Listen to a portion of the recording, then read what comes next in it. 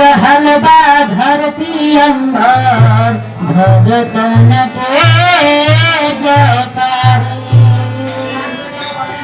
शंकर भगवान की जय। तो देखिए कितना हमार भूल बहना जौन बाली अपन आंगन झाड़ बहार के कितना सही से अपन रखले वाली जौन भी अपना भगवान भोले बाबा के बलावा कली अपना अंगना में आयाई बने बाबा। देखी कौना अपन मुखार बिंद से कहतली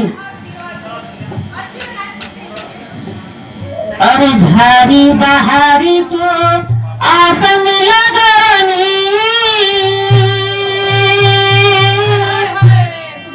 और धैले बनी धियाना ओ गुरुजी। अरे झाड़ी बहारी के आसन लगनी धैले बनी धियाना गुरुजी। हाँ हाँ गुरुजी तकानी दे